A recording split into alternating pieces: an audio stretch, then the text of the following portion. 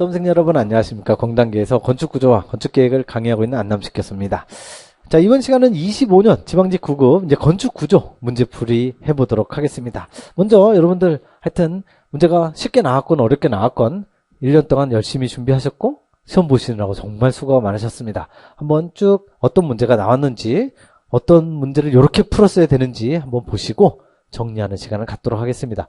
자, 먼저 출제 경향입니다. 구조 역학서부터 쭉 이 건축계획에서도 말씀드렸지만 첫 번째 괄호 첫 번째가 24년 지방직입니다. 24년 지방직이고 두 번째 괄호가 25년 국가직이에요.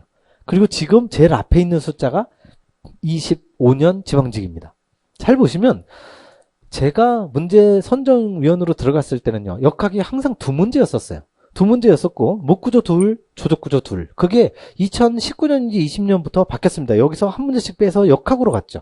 역학이 네 문제였었습니다. 네 문제인데 지금 25년도 나온 국가직도 5문제, 이번에 지방직도 5문제. 근데 실질적으로 뒤쪽에 철골구조에 보시면 이 압축제 좌골방지법이 세장비하고 좌골하중이라 완전히 역학 문제예요. 그러니까 실질적으로 이번에 역학이 6문제가 출제가 된 겁니다. 그래서 역학이 최소 5으로 바뀌었나? 라고 생각할 정도로 역학이 이제 대세를 차지하고 있습니다. 잘 기억해 두시기 바라고. 근데 역학에서 쉬운 문제도 있었고 약간 깊은 문제도 있었고 그리고 구조계획 설계하중이 2문제, 기초 원래 기초가 분명히 2문제였었거든요. 근데 지금 보시면 3번 시험이 연달아서 다 한 문제씩만 나왔어요. 그러니까 이 한 문제가 이쪽으로 다시 간 거일 가능성이 굉장히 큽니다. 역학 5, 기초 하나, 목구조 하나, 조적 하나. 근데 국가직 같은 경우에는 이 조적이 안 나왔었죠. 근데 이게 좀 이상한 거고 원래는 한 문제씩 나오는 게 정상입니다.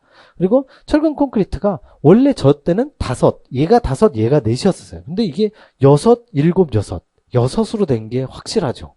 그러니까 뭔가 여기에서 요 기초구조 하나가 일로 하나가 왔든지 일로 하나가 갔든지. 그래서 여기는 6, 여기가 4, 그리고 여기가 5일 재편이 되고 있어요. 그러니까 심지어 철골구조 4문제보다 역학 5문제가 더 중요해지는 그런 상황이 되고 있다라는 거 참고하시기 바라고. 그렇지만 전체적인 난이도는 뒤쪽에 가서 결코 어렵지 않았다. 자, 1번 문제부터 갑니다. 보호와 기둥 같은 부재를 접합해서 구조물의 뼈대를 구성하며 목구조 철골구조, 목구조 철골구조에 주로 사용하는 거. 이런 걸 틀리면은 진짜 여러분들 이 구조 2장 구조 계획 및 설계 하중의 기본서의 첫 번째 페이지에 제가 방금 전에 오기 전에 촬영 오기 전에 마지막 26년 기본서에 출처를 집어넣고 왔어요. 근데 출처를 집어넣다 보니까 한 번도 나온 적이 없는 거야. 여태까지 단 한 번도 나온 적이 없는 그냥 발로 풀어도 되는 문제. 대신에 제가 말씀을 드렸잖아요. 목구조하고 철골구조는 항상 조립식 구조다, 가구식 구조다라고 말씀드렸잖아요. 서로 떨어져 있는 부재를 접합하는 이 접합 부위가 굉장히 중요하다. 제가 기초이론서부터 기본이론서부터 무척 강조했던. 그래서 이건 가구식 구조, 다른 말로 조립식 구조. 말 그대로 이건 정확하게 1번에 아주 정확한 난이도 하죠. 난이도 하고 기본서에 그대로 나와 있는 내용입니다. 그래서 이게 사상 처음으로 낸 거기 때문에 첫 번째 출처가 딱 적혔던. 자, 2번으로 갑니다. 2번도 난이도 합니다. 다음에서 설계하는 구조 설계법을 골라달래요. 강도 설계법, 성능 설계법, 허용 설계법, 그리고 원래 보통 허용 강도 설계법이랑 안 해요. 허용 응력 설계법이고요. 한계 상태 설계법. 근데 보시면 구조 부재를 구성하는 재료의 비탄성 거동을 고려하여 이게 정확한 정의입니다. 실제 구조 기준에 나와 있는 기본서에도 그대로 나와 있어요. 근데 앞에 건 몰랐다 하더라도 공칭 강도 감소 계수 나오고 설계 강도가 나오고 뭐 계수 하중 나오는 거. 요거 제가 다른 분들이 아마 뭐 구조를 굉장히 어려워도 제가 800페이지의 내용 중에 가장 중요한 공식 하나라만 적어라. 그래서 여러 번 설명을 드렸죠. MU가 설계 강도 MD보다 작거나 같아야 되는데 그때 설계 강도는 강도 감소계수 파이에다가 MN 곱한 거다. 그래서 요 식은 다른 건 몰라도 이 식이 가장 중요하니까 이 식을에서 파생이 전부 된 거다라고 말씀을 드렸죠. 그때에 요게 강도 감소계수고 요게 공칭 강도고 이게 설계 강도고 그리고 여기에 계수 하중에 의한 거 항상 제가 요 식을 적고 나서 옆에다가 꼭 필기한 게 있었죠. 요게 MU는 1.2D 플러스 1.6L로 계산이 되는 계수 하중으로 계산을 하는 겁니다. 그래서 얘는 계수하중에 따른 소요 강도. 그래서 계수하중에 따른 부재력 이상. 이게 정확하게 바로 강도 설계법이 되는 거죠. 그래서 이게 강도 설계법이고 성능 기반 설계법 열심히 얘기했었잖아요. 이게 막 복잡한 것까지 설명했는데 기본은 뭐예요? 이게 기능 수행이냐, 뭐 인명 보호냐, 붕괴 방지냐, 그냥 정성적으로 보는 거. 그래서 우리 이거 또 시험에 나올 수 있지만 중요한 게 75%냐 85%냐 이 숫자 조심하십시오 막 했던 거. 근데 그건 이제 박사과정 수준, 석사과정 수준에 막 놀고 있는데 거의 유치원 수준의 문제가 나온 거죠. 허용 응력 설계법 이건 탄성 해석을 기초로 한다. 대부분 목구조에 나오는 거죠. 그래서 힘을 줬다가 변형이 생겼다. 힘 풀려면 다시 원상태로 돌아오는 성질 탄성.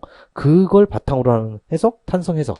이자 그게 바로 허용 응력 설계법. 한계상태 설계법. 강도 설계법하고 상당히 유사하긴 하지만 이건 강도 한계상태, 사용성 한계상태 두 개를 명확하게 구분을 해서 주로 철골 구조에만 사용하는 거 말씀드렸죠. 이게 아주 기본 중에 기본. 그러니까 흔히 얘기해서 이런 거예요. 제가 이거 건축계획도 그렇고 건축구조도 그렇고 문제를 쭉 내는 걸 보니까 어떤 수준이냐면 여러분들이 수학을 어려워하신, 제가 처음에 역학 시작할 때 그 얘기를 했었는데 아마 기억을 하시는 분이 있는지 모르겠어요. 수학이라는 학문이 좀 독특해서 초등학교 1, 2학년부터 이제 산수부터 시작해서 구구단부터 시작해서 사칙연산이 나오고 방정식이 나오고 뭐 도형이 나오고 사인 코사인 나오고 점점점 올라가잖아요. 여러분들 고등학교 때로 보면 수1, 수2 그리고 미적분학 그리고 나서 대학에 오시면 이제 가벼운 미적분학과 공업수학이 있고 그 다음 수학이 있는데 이게 다 단계가 있는 거예요. 단계가 있어서 어느 단계든지는 거기서 중간 부분이 쑥 빠지면 다음 단계로 갈 수가 없어. 그래서 에이 포기 이렇게 되는 게 흔히 얘기하는 전문용어로 수포자가 되는 거죠.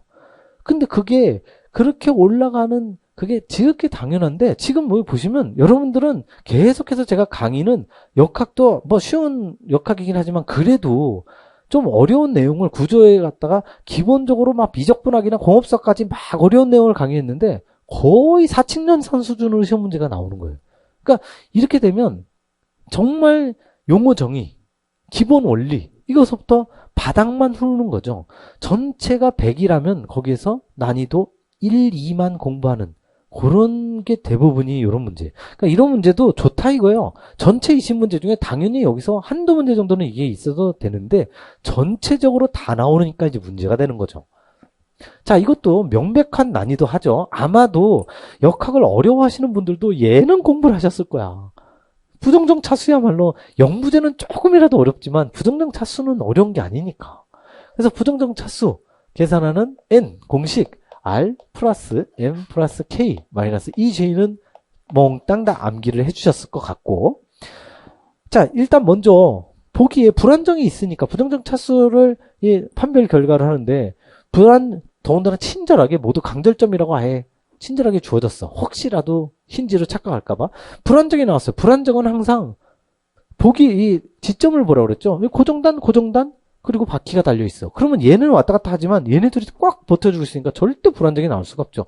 보통 힌지 있을 때 가운데 또 힌지가 있으면 얘가 내적 불안정이 될 수 있는 굉장히 어려운 문제인데 그 근처도 안 가. 아 그래 어쨌든 이거는 불안정이 아닌 2, 3, 4 중에 하나구나. 계산하라는 거구나. 물론 여기서부터는 이제 기본, 역학의 기본기가 들어가죠. 고정단은 반력이 3개죠. 수직, 수평, 모멘트. 수직, 수평, 모멘트. 얘는 수직 반력 하나. 그래서 3, 3, 1. 요거는 반력은 7개가 되는 거죠. 부재수는요. 이거는 뭐 그냥 3살짜리가 세우는 거죠. 2, 4, 6, 8, 9개. 그래서 얘는 9. 조인트는요. 조인트가 약간의 함정이 있죠. 지점과 자유단까지 반드시 포함. 셋, 하나, 둘, 셋. 셋이 셋. 그래서 9개죠. 빼기 2 곱하기 9. 이제 강절점이 문제입니다. 강절점 갑니다. 지점에도 강절점이 생길 수 있다고 그랬죠. 그렇지만 부재가 하나가 연결되면 1 빼기 1 하니까 바로 0. 여기 0, 0, 0. 전부 다 0. 자유단도 0. 여기도 하나밖에 없으니까. 자, 이제 여기 요렇게 되면 2 빼기 1 그리고 그 다음에 힌지수를 빼는데 여기가 모두 다 강절점이라고 완벽하게 주어져 있으니 하나도 빼는 게 없죠. 그러니까 여기는 1. 여기도 1, 여기도 1. 왼쪽이나 오른쪽이나 똑같이 1. 그리고 이제 T자 3개 만나는 거, 여기 3개 만나는 거 2개 있죠? 여기는 셋 빼기 1 빼기 또 역시 힌지 없으니까 0 해서 둘. 여기 둘, 여기 둘. 나머지는 빵빵빵빵. 여기 10자니까 4개 부재가 만나죠? 넷 빼기 1 빼기 0 해서 셋. 1, 2, 2, 3. 3개를 다 더합니다. 1 더하면 2 더하기 셋. 2 곱하기 셋이죠. 그럼 6에다가 3 더하면 9죠, 9. 그래서 얘도 9가 됩니다. 계산을 하다 보니까 9가 2개야. 근데 9 2개를 뺀대. 그냥 니네들 다 없어져라. 눈에 보이는 게 답이죠. 그래서 7차 부정정이 그대로 답이 됩니다. 역시 부정정 차수는 제가 이번에 출처하면서 봤더니 25년 국가직 9급, 24년 지방직 9급, 25년 국가직 9급, 25년 지방직 9급 계속 나왔던 그냥 이거는 역학에서 깔아주는 문제까지는 좋다 이거예요. 좋아요. 스타트는 좋았어. 4번 갑니다. 부동치마를 방지하기 위한 대책으로 옳지 않은 거 갑니다. 기출에 거의 비슷한 게 있죠. 이게 또 난이도 하죠. 아마 뭐 아주 충실하게 공부하지 않으셔도 그냥 기본기만 있어도 맞출 수 있는 문제. 건축물을 경량화한다. 튼튼하게 한다고 해서 결코 좋은 게 아니라 그랬죠. 맞고요. 강성을 높인다. 튼튼하게 한다는 소리고. 건축물의 평면 길이를 길게 하면 안 되죠. 짧게 해야죠. 정확하게 나와 있죠. 길게 하면 할수록 더 부분적으로 여긴 튼튼한데 여기가 쑥 내려갈 가능성이 커지니까 짧게 해야 된다. 이거는 당연히 기출에서도 그대로 많이 나왔던 내용입니다. 그래서 굳이 이건 기출이라고 제가 안 가봐도 이 정도는 아시지 않을까. 난이도를 중이 아닌 하로 분류를 했습니다. 워낙 별로 논란의 여지가 없죠. 1, 2, 4가 워낙 확실하니까. 이것도 마찬가지예요. 자, 5번 갑니다. 이제 5번 같은 경우에는 난이도가 확실하게 중입니다. 이제 여기서부터 이제 갈리게 되는데요. 사인 법칙이 기본서에 나와 있고 제가 강의도 했었지만 이게 출처를 제가 이번에 보면서 보니까 사인 법칙이 역시 이번 시험의 대표적인 문제 5번이 뭐냐면 알면 쉽게 풀리고 모르면 너무 어려운 딱 그게 여러분들이 사인 법칙이나 역학을 충실하게 하신 분한테는 쉽게 풀리지만 충실하지 않고 좀 공부를 하긴 했는데 어려운데? 라면 어렵게 느껴지는 문제입니다. 그래서 그림과 같은 트러스에서 부재 AC와 요거죠? 부재 AC 요거를 부재력은 N으로 보통 표시해서 NAC라고 얘기를 합니다. 그리고 BC의 작용은 요게 NBC죠. 여기 작용하는 부재력 절대값으로 바르게 나타나는 거. 뭐 절대값이니까 인장력이건 압축제건 상관없이 나타내라. 자, 그럴 때 항상 우리 사인 법칙이 있었죠. 이때 각도, 여기가 지금 직각으로 주어져 있으니까 여기도 직각이군요. 이 직각이 바라보고 있는 힘, 얘가 분자, 사인의 각도가 분모. 이것도 요 각도가 이제 여기 C니까 여기는 세타 C라고 하겠습니다. 여기는 A니까 세타 A라고 할 거예요. 그래서 이 사인 법칙 문제를 보면 제가 출처를 보니까 둘 다 2번 딱 나왔는데 2번이 다 7급 7급이에요. 7급 7급인데 결코 이거 7급에 나올 문제가 아니다. 이건 충분히 9급에 나올 수 있다라고 말씀드렸던 게 푸는 요령만 하면 별로 어렵지 않다 그랬죠. 이 120kN을 이쪽으로 쭉 옮겨서 요 120kN을 이쪽 수평으로 가라 그랬죠. 수평. 여기에 이렇게 있는 게 그대로 방향이 움직여야지 얘가 바뀌는 순간 안 된다고 그랬죠. 그대로 움직여서 여기하고 딱 겹치는 거죠. 그래서 여기가 120kN이 되는 거예요. 원래 오른쪽에 있는 이게 없어지면서 수평 이동을 한 거죠. 그래서 변 A, B가 120kN을 보이고 있다. 왜냐하면 세타 C가 바로 요 120kN을 바라보고 있으니까. 그거를 할 줄 아느냐. 이 문제 풀이에 가장 좋은 방법이 그거라는 걸 아는 사람은 매우 쉽게 풀립니다. 그래서 사인 법칙에 일단 여러분 기본서에 그대로 나온 대로 이게 일정한 값이 어떻게 되느냐면 사인 B분의 NAC가 되는 거예요. 근데 사인 B를 보니까 사인 B라고 적으려고 하다 보니까 여기가 90도야. 밑에가 90도니까 위에도 90도죠. 직선은 180도니까. 그래서 여기가 사인 90도가 적히는 거죠. 사인 법칙을 제가 강의할 때 뭐라고 그랬냐면 항상 사인 90도를 찾으십시오. 왜냐하면 사인 90도는 항상 1이기 때문에 1이 분모에 들어가는 건 있으나 마나가 반드시 나옵니다라고 했죠. 그래서 사인 B가 바로 분모가 NAC가 되는 거죠. NAC. 얘하고 그 다음에 다 쓰는 거예요. 요게 세타 사인 세타 C부터 먼저 갑니다. 사인 세타 C. 여러분들 익숙하지 않으신 분들을 위해서 아마 익숙한 사람은 이런 것까지 필요 없을 거예요. 그냥 교수님 그런 거 다 때려치고 빨리 그냥 답이나 내주세요 라고 할 텐데 모르시는 분들을 위주로 해서 사인 세타 C. C가 바라고 있는 각도 원래는 없었지만 이 120kN을 이렇게 수평 이동한 거잖아요. 그래서 이 120이 여기가 적혀지게 되는 거죠. 세타 C, C라고 하는 각도가 바라보고 있는 저 변이 원래는 AB인데 AB라는 힘이 여기에 있지 저기 없는데 수평 이동이 가능합니다. 이러한 원래 하중이나 힘은 벡터이기 때문에 벡터는 절대 방향만 바뀌지 않고 수평으로 이동하는 건 얼마든지 가능해요. 그래서 120kN에 쓰여지게 되는 거고, 그리고 나서 오른쪽 것도 이제 세타 사인 세타 A가 되는 거죠. 각도 A가 바라보고 있는 힘이 바로 NBC가 되는 거죠. NBC. 이 문제에서 지금 주어진 물어보는 게 부재 AC와 BC 바로 요 두 개의 분자 요거와 요거를 구하라는 거죠.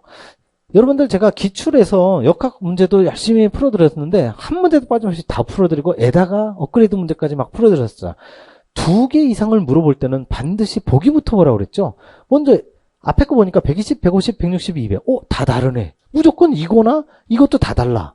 그러니까 요거나 아무거나 여러분들은 만만한 거 하나만 푸시면 돼. 근데 얘가 결정적으로 교수님 뭐라고 했는데 사인 90도가 뭐라고 했는데 요게 결정적이죠. 사인 90도는 1입니다. 1. 1이니까 분모가 1이니까 무조건 얘를 구하는 거죠. 분모가 1이니까 나누나 마나 그냥 NAC가 바로 나온다고요. 요것만 계산을 하면. 근데 세타 C를 모르네. 교수님 세타 C가 안 주어져 있어요. 문제 잘못됐어요. 하면 곤란한 거죠. 세타 C가 자체는 주어져 있지 않지만 여기가 3m, 여기에는 4m가 주어져 있죠. 그래서 제가 이것도 다 알려드렸죠. 3, 4, 5라고 그랬잖아요. 5. 요 AC 길이가 5. 그래서 3, 4, 5는 건축에서 많이 쓰지만 토목에서는 얘가 2배 6, 8 괄호 안에 6, 8, 10도 가끔 나오니까 혹시 모르니 6, 8, 10은 7급 하시는 분들은 6, 8, 10도 알아두세요 라고까지 설명을 드렸어요. 왜냐하면 3의 제곱 9, 4의 제곱 16, 9 더하기 16, 25에다 루트 씌우는 순간 딱 5가 나온다고요. 6, 8, 10도 마찬가지예요. 그러니까 이거는 수학을 많이 공부해 보신 분은, 물리나 역학을 많이 공부해 보신 분은 3, 4, 5, 6, 8, 10이라는 건 이미 들어가 있지만 혹시 모르시는 분들을 위해서 3, 4, 5는 알고 계시라라고 말씀을 드렸고 이게 5가 나온 거예요. 얘가 왜 중요한 거예요?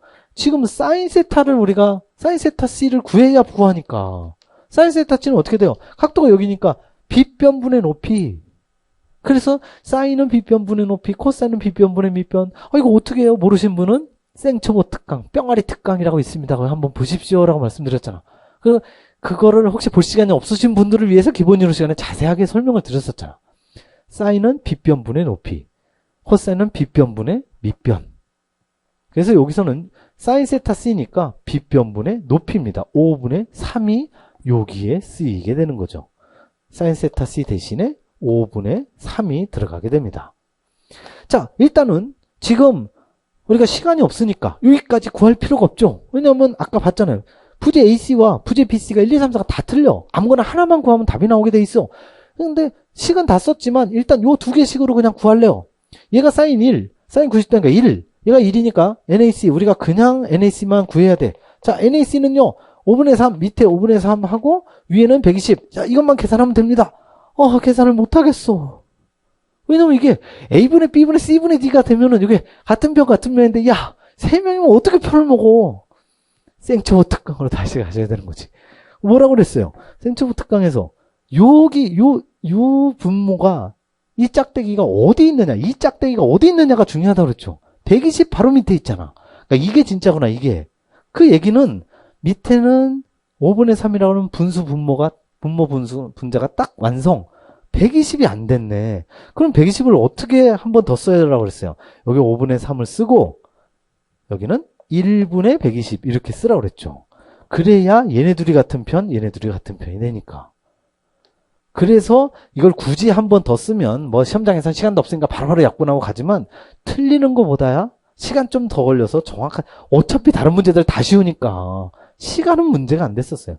그러니까 3, 여기는 120 곱하기 5. 굳이 이걸 600으로 쓸 필요 없죠. 이렇게 해서 40, 해서 40 곱하기 5. 200. 앞에 NAC가 200인 4번이 정답이 되는 거죠. 그래서 이게 원래대로 풀려면 어떻게 풀어야 되느냐면 여기까지만 딱 풀고 요렇게 풀고 그래 나는 4번 찍었어. 그리고 다른 걸 다 푸는 거야. 국어도 풀고 영어도 풀고 모든 문제 다 풀어. 마지막에 마킹하기 직전에 안 푼 게 있잖아. 이걸로 검증을 하는 거예요. 얘가 지금 전체 해서 NAC가 200으로 나왔잖아. 그럼 왼쪽에 1분의 200이니까 200이죠. 200이 맞는지를 다시 이거를 보는 거죠. 이걸 어떻게 해? 여기 NA 여기 세타 A의 사인 세타는 빗변분의 높이 5분의 4가 분모로 들어가죠. 5분의 4. 그리고 여기는 NBC. 오른쪽에 NBC는 요거는 이제 아까 한번 했으니까 여기 여기가 빨간색이구나. 여기가 빨간색. NBC 밑에 있는 게 빨간색이니까 여기니까 그래. 근데 우리가 구하고자 하는 게 이거야. NBC야. 그러면 밑에 있는 게 이쪽으로 이렇게 가서 곱해주면 되죠. 그럼 어떻게 돼? NBC는 200 곱하기 그냥 5분의 4인 거죠. 이걸 그대로 다이렉트로 계산하면 되죠. 200하고 5를 나눠주면 40 해서 40 곱하기 4 160이 쏙 나오는구나. 내가 정확하게 풀었네 라고 보는 거죠. 원래 시간이 없어. 풀다가 보니까 국어가 너무 이번에 영어 어렵게 나왔다면서요. 영어 어렵게 나와서 영어의 시간을 다 썼어. 그럼 이걸 안 구했어. 그래도 아직 마크는 4번으로 돼 있어. 맞는 거죠. 둘 중에 하나만 풀어도 되는 그 풀이 법칙을 잘 따랐으니까. 지금 이거는 검산, 여러분들이 제대로 풀었습니까? 라고 하는 다른 방향으로 한 번 더 검사를 한 거고, 검사는 안 해도 이것만 정확하게 풀었으면 정답이 나오는. 됐죠? 그게 사인 법칙입니다. 이 사인 법칙이 아까 제가 문제 처음 시작하기 전에 말씀드렸죠. 알면 쉽고 모르면 손도 못 대는 이거야말로 변별력이 아주 높은. 근데 이거 난이도 상이라고 표시를 안 했습니다. 왜냐면 결코 어려운 문제가 아니니까. 그런데 여러분들이 아마 역학을 어려워하시는 분들은 이게 교수님 무지하게 어려운데요 이거? 난이도 7급인데요? 라고 생각을 할 거예요. 근데 그건 아니라 이거죠. 실제로 여러분들이 역학 문제가 어려운 게 있습니다. 아니 뭐 제가 전공이 구조인데 어려운 걸 안 풀어봤겠어요? 말씀드렸잖아요. 한 문제 푸는데 막 3시간씩 걸린다고. 근데 그런 거는 근처도 안 가요. 어차피 무조건 1분 안에 풀어야 되기 때문에. 자, 어쨌든 다 구했죠? 여기 요거 다 쓰셨죠? 지웁니다.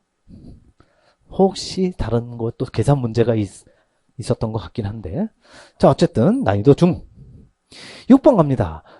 용접 금속과 모재가 융합되지 않고 겹쳐진다. 겹쳐지는 거죠. 겹쳐지는 거 영어로 오버랩이죠. 언더컷은 도랑 파지는 거, 크랙은 균열 금가는 거, 크리에이터는 우리 달나라 달 표면처럼 움푹 패이는 거라고 했잖아요. 이거 말고도 또 유명한 게 피시아이, 은색 반점. 이런 것도 많이 있었죠. 어쨌든 이거 단순히 겹쳐지는 거 오버랩. 요거는 그냥 단순한 정의였고요. 정의 물어보는 문제, 난이도 하였고요. 자, 7번. 프리셋, 요거는 난이도 중이 맞습니다. 그래서 550페이지 그대로 나와 있는 내용인데요. 프리셋 콘크리트 구조에서 긴장재에 최초 도입되는 프리셋 손실에 대한 거. 그러니까 뭐 마활탄이냐, 크릴 원조냐, 크릴 수축이냐, 아니면 탕크 수축이냐, 9개가 바삭한 상태에서 양다리 걸치는 아저씨 하나 있었고 프리텐션, 포스텐션 있었는데 다 동원됩니다. 그 중에서 옳은 거 갑니다. 1번 포스텐션 방식, 포스텐션, 프리텐션, 포스트, 프리. 뭘 기준으로 했었죠? 이것도 시험에 나왔었죠. 기출문제. 콘크리트 타설 기준에서 긴장재를 먼저 당기느냐, 나중에 당기느냐. 그랬죠. 그러니까 포스텐션은 포스트가 나중이잖아요. 우리 건축 계획에서도 나오잖아. 포스트 모더니즘. 그러니까 모더니즘, 현대 건축의 레인 모더니즘이냐, 포스트 모더니즘이냐, 뒤냐, 전이냐, 그거잖아요. 뒤라는 소리가 콘크리트 타설을 하고 나중에 당기는 거예요. 나중에 당기려면 뭔가 누가 꽉 잡아줘야 당기잖아요. 잡아주는 게 정착장치죠. 그러니까 이거를 제가 포스텐션에서 그대로 설명을 해드렸었는데, 포스텐션은 항상 쉬스가 있습니다. 쉬스. 덕트가 있는 거죠. 이렇게. 고무 쉬스가 있고 거기에 빨간 무지막지하게 강력한 빨간색의 텐돈이 들어간 상태에서 콘크리트 타설을 해요. 타설한 상태에서도 아직도 빨간 거는 왔다 갔다 합니다. 왜냐하면 쉬스가 깔려 있으니까. 그런 상태에서 한쪽을 정착을 확 한다고요. 꽉 묶어. 여길 고정을 해야 이쪽이 잡아당기죠. 고정이 안 된 상태에서 잡아당기면 쇽 빠져버리지 그냥. 그러니까 꽉 고정을 한 상태에서 이쪽에 어마어마한 힘으로 확 잡아당깁니다. 잡아당기면 얘가 빨간색의 텐던이 제 아무리 강력한 강선이라 해도 잡아당기면 얘가 직선이 되려고 할 거 아니에요. 그러면 여기를 어떻게 해서든지 위로 밀리는 이 연직 불력이 작용한다고 그랬죠. 위쪽으로 확 올려서 원래 보가 이렇게 위로 우울한 입모양으로 바뀐다고 했죠. 그리고 나서 여기다 정착을 또 콕 하는 거죠. 근데 이쪽 노란색에 먼저 정착장치라고 확 잡아당기면 그 정착장치의 앵커링이라는 게 이제 꽉 고정하는 거죠. 그 고정하는 거에 대한 정착 손실이 나타나는 거죠. 확 잡아당기면 정착장치에 뭐였더라? 무슨 탄이에요? 활탄. 활동이 뭐라고 그랬어요? 얘가 활동한다고 하는 게 아니라 미끄러지는 거라 그랬죠. 미끄러지는 거. 이게 확 잡아당기니까 쭉 미끄러집니다. 그 미끄러진 손실이 나타나지요. 그래서 틀렸고, 이번 프리텐션 반대로 콘크리트를 타설하기 전에 미리 당겨놔. 팽팽하게 당긴 상태에서 야 힘드니까 빨리 타설해. 그래서 타설하는 거죠. 그땐 긴장재와 덕트 사이 덕트 없죠. 이거 기출문제 나왔었죠. 프리텐션은 덕트에서의 마찰이 발생한다 해서 틀린 보기 나왔죠. 덕트 자체를 사용을 안 해요. 덕트를 사용하지 않으니까 덕트나 시스는 이거 용어로 시스라고 하는 거죠. 시스는 포스텐션에만 사용합니다. 프리텐션을 사용하지 않으니까 마찰 손실 나타나지 않는 거죠. 나타난다와 나타나지 않는다. 지금 서술어를 서로 1번, 2번을 바꿔놓은 거예요. 제가 항상 선정위원들이 좋아하는 주어 바꿔치기, 목적어 바꿔치기, 서술어 바꿔치기의 세 번째 거죠. 서술어를 바꿔치기 한 거야. 왜냐면 똑같이 나타난다, 나타나지 않는다. 이거 바꿔치기 하면 정확하게 맞는 거예요. 정착 손실이 나타난다가 맞는 거고 여기 마찰 손실이 나타나지 않는다가 맞는 거죠. 왜냐면 덕트가 프리텐션에는 없으니까. 1번, 2번 아시겠죠? 3번 갑니다. 프리세스 도입 후에 콘크리트의 크리프나 건조 수축. 이번에 선정위원이 대학 교수가 아닌 게 여기서 증명이 되는 거예요. 대학 교수는 건조 수축이라는 단어를 개정이 된 지가 이미 3년이 넘었어요. 이거 다 건조자가 생략됐어. 수축으로 싹 바뀌었습니다. 제가 말씀드렸잖아. 그래갖고 제 기본서에는 어떻게 돼 있어요? 다 건조 수축에 가로로 돼 있다고. 그래서 일부러 이게 원래 개정은 됐지만 혹시 건조 수축으로 나올 수도 있으니 이상한 선정위원이 오면 그 건조자가 나옵니다. 나왔죠 지금. 그럼에도 불구하고 어쨌든 건조 수축이나 크리프 두 개는 제가 여러 번 말씀드렸죠. 두 개가 항상 같이 쌍으로 가는 거. 풍하중과 지진하중은 동적 하중이자 횡력이자 수평하중. 그렇다면 크리프하고 건조 수축은 장기처짐. 항상 장기처짐이잖아요. 우리 왜 압축 철근해갖고 이거 있잖아요. 이거 처짐계수 1 플러스 50 로프 프라임분의 그 사이 하는 장기처짐 이퀄 예 곱하기 단기 해갖고 그 장기처짐의 대표적인 게 크리프와 건조수축이라고 했잖아요. 얘네들은 장기처짐이라고. 근데 장기처짐이 즉시 손실의 주요 원인이다 하면 틀리죠. 우리가 기본적으로 활탄 그게 즉시 손실. 그리고 릴 수축. 크와 수축, 뒤쪽에 나오는 크와 수축은 다 시간적 손실이죠. 그것도 역시 기본이죠. 그냥 얘가 뭐 굉장히 복잡한 개념이 아니라 그냥 종류잖아. 그냥 종류를 물어본 거라 이거는 즉시 손실이 아닌 시간적 손실. 여기까지만 보면 답은 나왔잖아. 저 실제 그렇게 풀었어요. 이 문제 풀 때 얘 틀리고 얘 틀렸네. 4번 정답. 다음 문제. 근데 나 4번이 뭔지 몰라. 기억이 안 나. 보질 않았으니까. 1, 2, 3번이 틀렸으니까. 그래서 얘는 정답이야 무조건. 근데 나중에 얘 맞나? 하고 다시 한번 봤죠. 탄선 수축에 의한 손실은 프리텐션 방식의 경우 콘크리트 경화후 긴장력이 도입될 때 그리고 포스텐션의 경우엔 긴장할 때 나타난다. 왜냐하면 프리텐션과 포스텐션이 긴장을 언제 하느냐가 틀리잖아. 그래서 얘는 콘크리트 경화 후. 왜냐하면 프리텐션은 미리 당긴 상태에서 콘크리트를 나중에 칩니다. 나중에 쳐서 긴장력이 도입될 때. 나중에 콘크리트를 딱 친 상태에서 어떻게 해요? 얘 잡아당기고 있는 상태에서 영원히 잡아당기고 있지 않죠. 콘크리트 경화되고 나서 딱 놓습니다. 놓고 나서 긴장력이 도입될 때. 맞죠? 얘는 포스텐션은 콘크리트를 먼저 치고 나중에 당길 때 나타난다. 그러니까 이거는 그냥 원리입니다. 굳이 이걸 모르셨다 하더라도 1, 2, 3번이 정확하게 왜 틀린 복이라는 걸 찾아내면 별로 어렵지 않게 맞출 수 있었던 내용. 그러나 이건 난이도 3까지는 아니고 난이도 중에 딱 변별력이 굉장히 좋은 문제입니다. 이런 문제가. 더군다나 이게 틀린 게 옳지 않은 게 아니라 옳은 걸 고르는 문제이기 때문에 정답이 4번에 있었고 아주 좋은 문제. 그러니까 이런 문제 위주로 내야 된다고요. 건축계획도. 이게 모니터링 하고 계시는 분들은 좀 하여튼 좀 잘 좀 해주십시오. 그래서 이 7번은 굉장히 내가 칭찬을 했어. 좋아. 문제 좋아. 근데 8번을 따오니까 갑자기 또 2살짜리 문제가 쑥 나오는 거야. 야, 이건 뭐지? 아니 1번, 2번이면 충분하잖아. 이런 거는 거의 0.1번에 가 있어야 되는 거죠. 1번도 아니라. 제 수업을 들으신 분이라면 다른 거 설명 없어. 그냥 이것만 제가 적어드리면 되잖아. 그리고 다음 문제로 넘어가도 되잖아. 어? 이거는 제가 많이 적어드린 거잖아. 그냥 구구단만 알고 계시면. 여러분들이 뭐 굉장히 복잡한 기하학 문제가 나오고 수일 문제가 나오고 인수분해가 나오고 미적이 나오는데 갑자기 구구단자 3 곱하기 9는 이런 문제가 딱 나온 거예요. 이거 뭐 설명이 필요 없잖아. 물론 이걸 혹시 저한테 수업을 안 들으신 분을 위해서 이건 적어드릴 거예요. 기본 이론 시간에 정확하게 제가 했던 겁니다. 단면 2차 반경이죠. 직경이 D인 원형 단면의 단면 2차 반경을 구할 때 단면 2차 반경의 공식은 루트 A분의 I로 계산합니다. 물론 단면 2차 반경은 그 전에 단면 2차 모멘트를 먼저 강의를 하고 해요. 그래서 여기에 직경이 D인 원의 면적은 4분의 파이 D 제곱.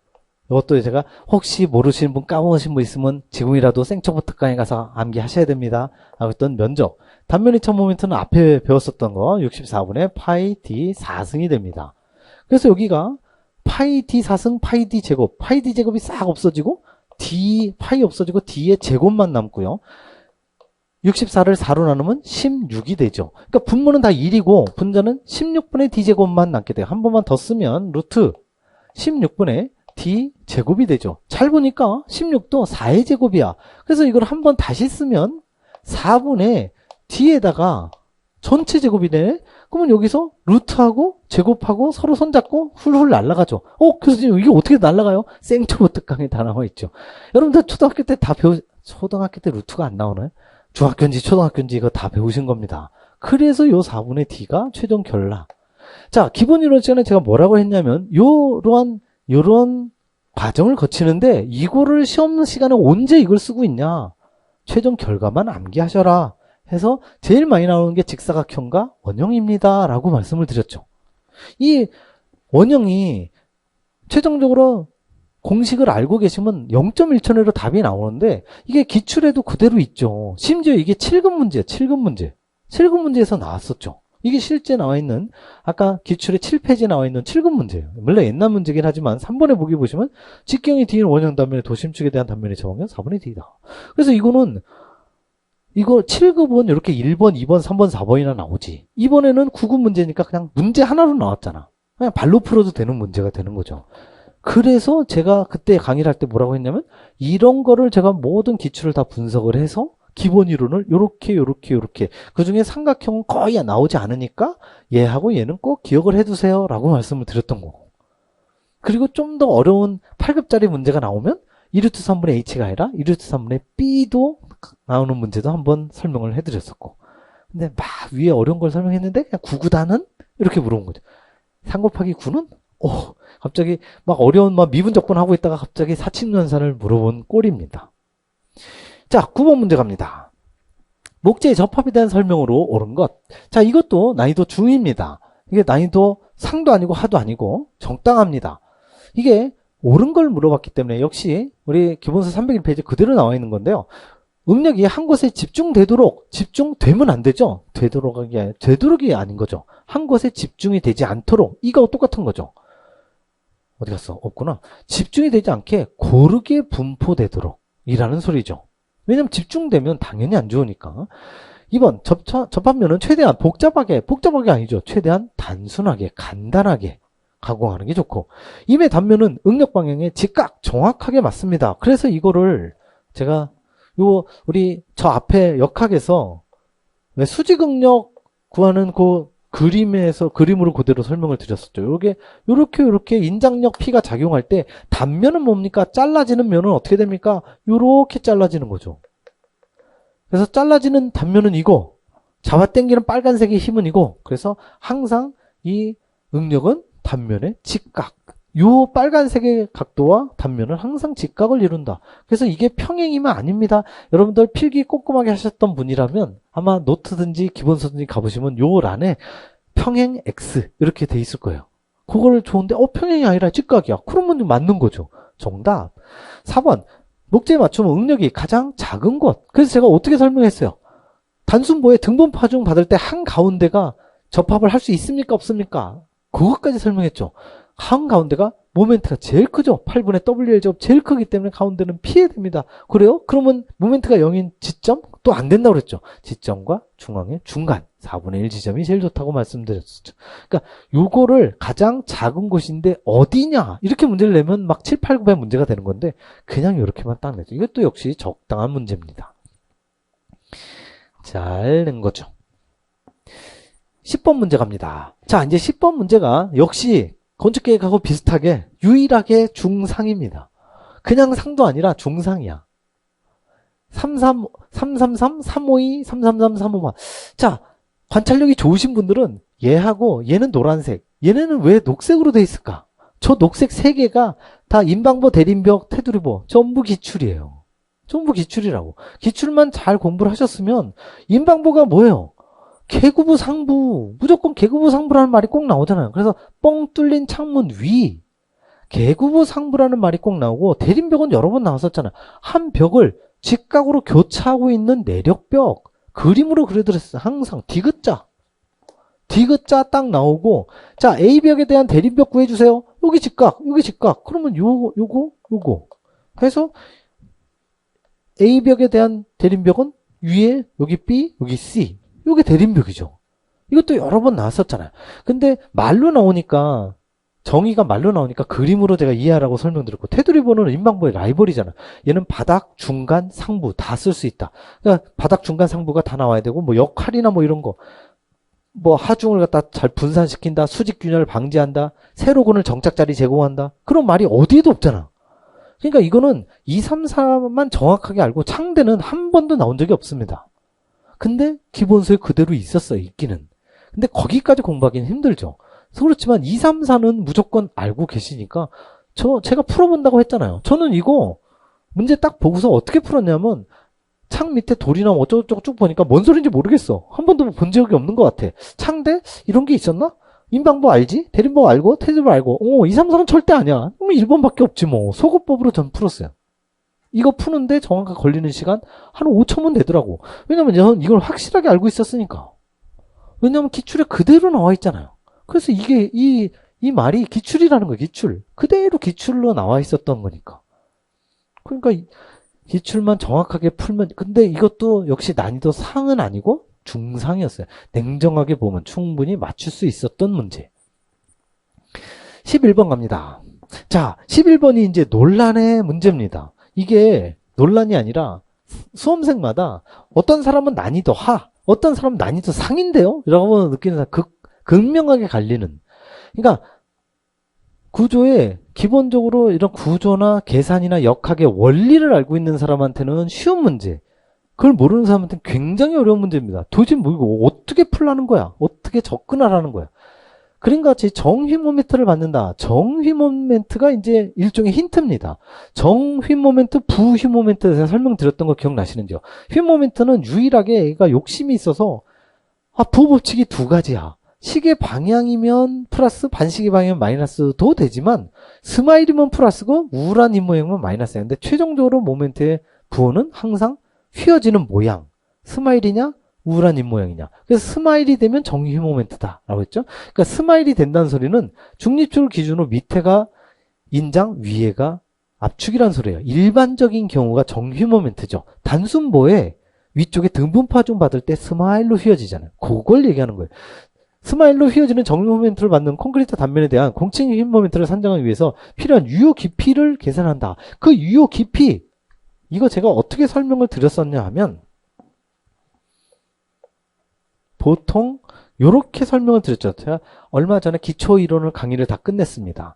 기초이론 강의에서 그대로 설명을 드렸어요. 기초이론은 복잡하지 않은 기초적인 내용이니까 2단 배근이 아니라 1단 배근이야. 이럴 땐 쉬웠지. 이때 어떻게 했느냐. 자, 여기서부터 여기까지는 전체 보의 하이트 높이, 하이트라고 합니다. 그런데 실제로 우리가 막 강의를 합니다. 아무리 기초인을 해도 기본적인 건 다 강의를 해요. 콘크리트는 압축력이 강하고요. 철근은 인장력이 강합니다. 밑에 가운데를 중립축을 기준으로 했을 때 밑에 부분이 인장이야. 야, 철근아, 저는 콘크리트죠. 콘크리트는 압축력, 내가 압축력 담당할 테니까 네가 밑에서 인장 좀 담당해줘. 그래, 여기까지는 좋아. 그러면 여기서부터 철근의 표면서부터 밑에까지는 피복 두께라고 그러죠. 피복 두께는 콘크리트밖에 없으니까 이게 쩍쩍 갈라진다 이거예요. 쩍쩍 갈라져서 어떻게 하느냐? 그러면 이거는 쩍쩍 갈라진 균열, 그때 철근의 인장 철근의 도심서부터 압축 연단까지 거리, 이거가 더 중요하네. 얘가 그냥 깊이 H보다 더 중요한 유효 깊이 D라고 한다. 그 D는 도심까지의 거리예요. 이걸 알고 있느냐가 이 문제의 하이라이트였습니다. 그래서 이 그림이 여기서 필요한 유효 깊이를 할 때 그림을 물어보는 거죠. 그림에서 보시면 이게 근데 1단이 아니야. 지금 기초이론에서는 막 이렇게 복잡한 거 설명드리면 에이 안 하고 만다 하고 포기할 것 같아서 제일 쉬운 것만 설명을 했죠. 1단이 더 쉬우니까. 1단은 도심만 기억하시면 돼요. 여러분들 이거 안 배우신 것 같죠? 그대로 나와 있어요. 기본서에 그대로 여러분들 갖고 계신 기본서에 여기 페이지 417을 보시면 그대로 그것도 진하게 밑줄로까지 돼 있어. 유효 깊이의 정의, 압축 연단으로부터 콘크리트 압축 연단으로부터 철근의 도심까지의 거리. 도심. 하나면 한 층이면 여기 가운데지만 두 층이면 두 층의 가운데. 이게 7급 문제 계산하는 거 있었어요. 제가 저기다 기출로 쓸까 하다가 그건 7급 문제 계산이라 좀 어렵는데 여기가 도심이잖아요. 여기와 여기의 중간. 그게 도심이죠. 그림의 중심. 이 그림과 이 그림의 중심. 그때 여기 가운데서까지인 D2가 정답이 되는 거죠. 이거는 아는 사람은 역시 마찬가지예요. 이 개념을 알고 있는 사람한테는 난이도 하. 모르는 사람은 도대체 뭘 어떻게 접근하라는 거야. 매우 어려운 상. 그래서 건축구조 시험 딱 끝나고 나서 극명하게 갈리더라고요. 어떤 사람은 쉬웠다. 어떤 사람은 절대 쉽지 않았다. 확 갈리더라고. 전 그 이유를 알 것 같아. 나중에 다 분석을 해보니까. 그래서 이거를 알고 있는 사람. D2가 제가 알기로 요 전에 D2가 600으로 주어졌죠. 그래서 600이 정답이 되는 거죠. 물론 저 수치로 주어지거나 아니면 D1, D2, D3, D4로 해도 상관은 없는 거죠. 그래서 저는 제 생각에 아마도 합격생이라면 요거는 난이도 하로 부분을 해놨을 거예요. 그리고 선정위원이 기본적으로 아무리 이 뭐 건축계처럼 그렇게 쉬운 건 아니죠. 건축구조가. 그렇지만 11번에 배치를 했다는 건 선정위원도 이거는 절대 어려운 문제가 아니야. 그 어느 하나 뭐 계산 문제가 없잖아. 그냥 개념 문제잖아. 개념이가 완전 알파벳이라고요. 그렇기 때문에 D2는 이건 이 정도는 알고 있겠지라고 해서 가장 쉽게 낸 문제예요. 근데 아마 틀림없이 이 내용을 어려워하시는 분들이 있었을 걸로 예상이 됩니다. 자, 12번 갑니다. 12번. 요거는 역시 아까 부정정 차수 정도는 아니지만 이 정도는 뭐 역학에 원래 뭐 전단력이나 최대 모멘트 계산하는 건 조금 어렵잖아. 그렇지만 그냥 모멘트 계산하는 거는 이건 거의 반력하고 비슷하기 때문에 이건 레벨 2이기 때문에 이건 충분히 맞출 수 있는 별로 어렵지 않은 그래서 난이도 하라고 구분했습니다. 그러니까 저 난이도를 제가 생각할 때는 뭐냐면요. 서울시까지는 아니지만 어디 광역시 정도 좀 큰 도시의 합격권 그 정도 수험생들이 생각하는 난이도입니다. 그러니까 요 34페이지 그대로 나와 있고요. 그림과 같이 등변 분포 하중을 받는 캔틸리버 보에 발생하는 최대 힘 모멘트. 여기 근데 캔틸리버 보에서 최대 힘 모멘트는 항상 모멘트는 힘 곱하기 거리. 그래서 자유단은요. 여기 거리가 제로니까 여기는 항상 모멘트 제로. 여기 가면 요만큼의 힘에다가 거리. 요만큼의 힘에다 거리, 이만큼의 힘에다 거리. 항상 캔틸리버는 최대 힘 모멘트가 요 고정단에서 발생합니다. 이 정도는 알고 계셔야 돼.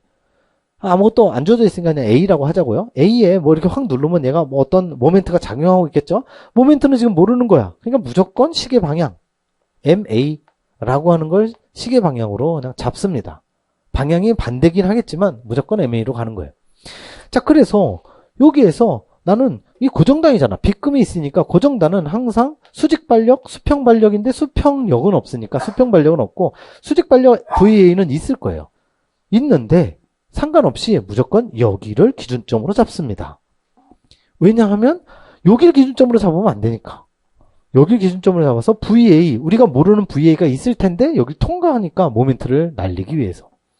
자, 그래서 시그마 MA 콜 제로로 갑니다. A점을 기준점으로 잡았을 때 전체 모멘트의 합은 제로.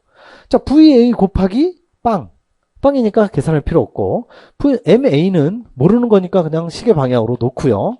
플러스 MA 플러스 얘가 삼각형인데 삼각형은 항상 꼭지점으로부터 2대 1.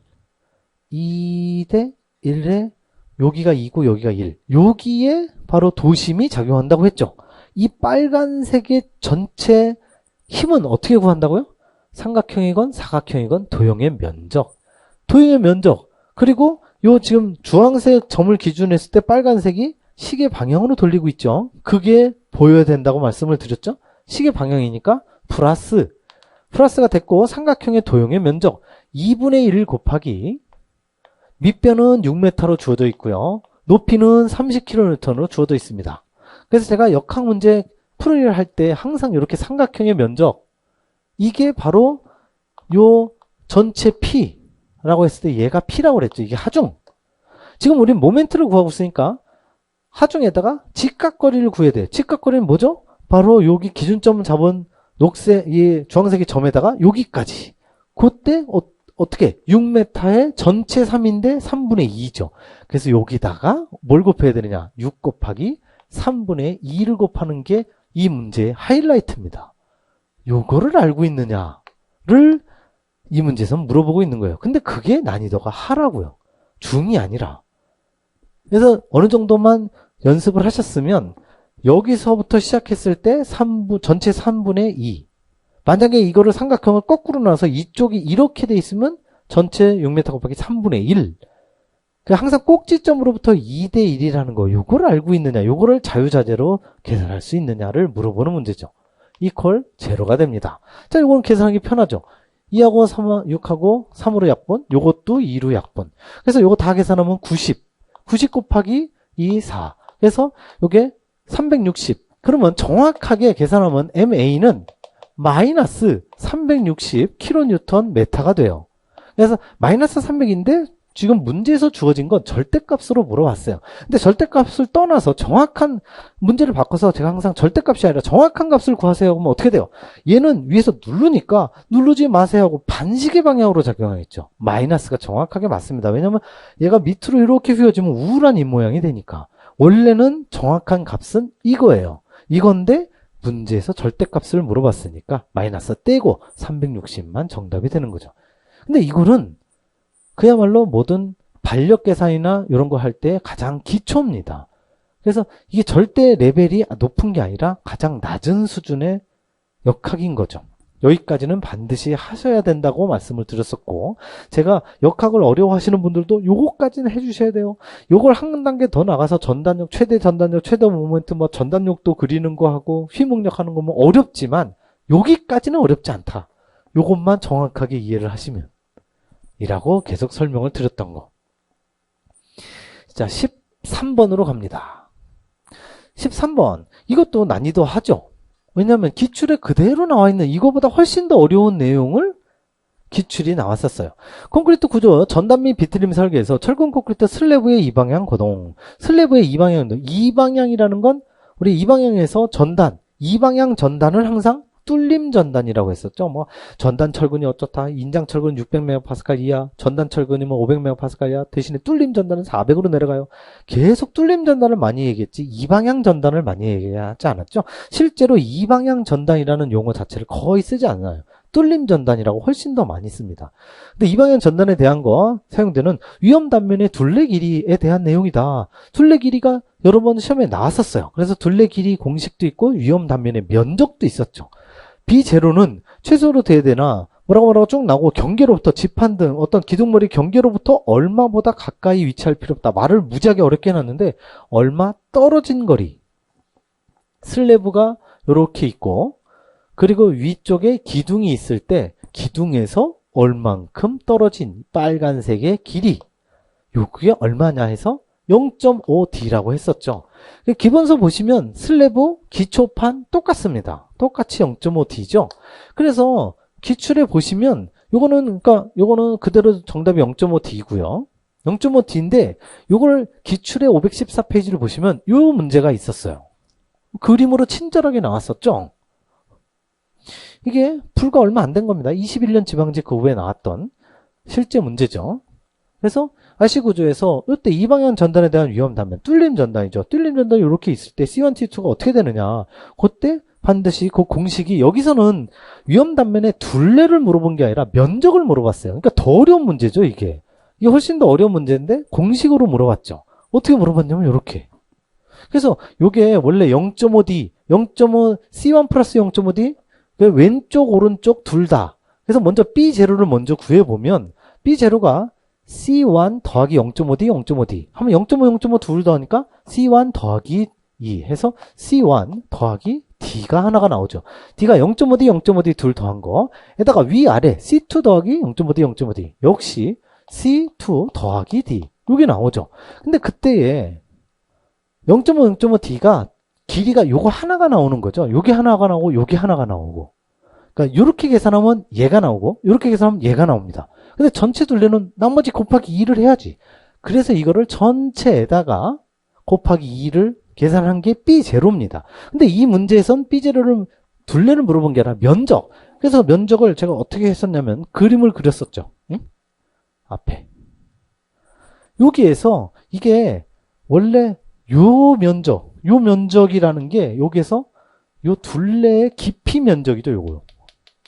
그러니까 옆 면적을 다 얘기하는 거죠. 옆 면적 4개. 그러니까 둘레 곱하기 깊이 여기에다가 곱하는 게 D입니다. 요것만 조심하세요라고 했던 거. 그때 요거죠, 요거. 근데 이걸 계산하기 위해선 C1 더하기 D가 나오는 게 0.5D니까. 그래서 요 0.5D라는 거를 원리로 해서 더 복잡한 면적 계산하는 공식까지 나왔었죠. 그래서 이게 U 깊이 D가 됩니다. 전체 높이 D가 아니라 U 깊이 D입니다. 해서 정답은 2번이 됩니다. 라고 했던 요 문제를 기출을 차근차근 보셨으면 0.5D라는 건 굉장히 쉽죠. 이거 난이도가 정확하게 하죠. 다른 거 하나도 건드릴 거 없이. 아니 훨씬 더 복잡한 이 면적이나 둘레까지 빠삭하게 암기하고 있는데 그 기본이 되는 0.5. 그러니까 굉장히 아주 어려운 개념에 가장 기본이 되는 구구단을 물어본 거죠. 그대로 원리가 나와 있는 내용입니다. 14번으로 가죠. 다음은 강구조 부재의 설계 기준에 대한 인장제 설계다. 인장제 설계에서 이것도 굉장히 이건 제가 난이도 중이라고 막 어거지를 해놨지만 하나 다름이 없죠. 기출문제에서 계산 문제로 많이 나왔었잖아요. 0.9 FYAG 그렇군요. 이게 제가 며칠 전에 강의한 기초이론에도 나온 내용입니다. 총 단면의 항복 0.9 씁니다. 유효순 단면의 파단 FUAE 이때 AE는 전단 뒤짐계수 곱하기 순 단면적 둘 중에 설계 인장 강도 부재가 버틸 수 있는 최대한의 인장 응력 그러니까 작은 값으로 선택합니다. 이걸 가지고 계산 문제로 열심히 풀어드려요. 기초이론에서부터 이미 끝났어. 지금 6월달에 이미 강의 다 끝났어요. 그러니까 기초이론은 생초보 하시는 분들이 보는 요 내용이 그냥 이게 나온 거죠. 이거 계산 문제도 아니라 공식만 물어본 거야. 총단면의 항복일 때 여기 들어가는 게 뭐냐. 총단면적에다 0.9. 이건 난이도 무조건 하죠. 한데 아마도 중일 거야. 라고 어거지로 막 상상해서 적어 놓은 거예요. 이 계산 문제를 그래서 지금 문제를 잘 보시면 선정위원이 어떤 성향인지를 알아요. 성향이 기본적으로 중간 문제가 없어.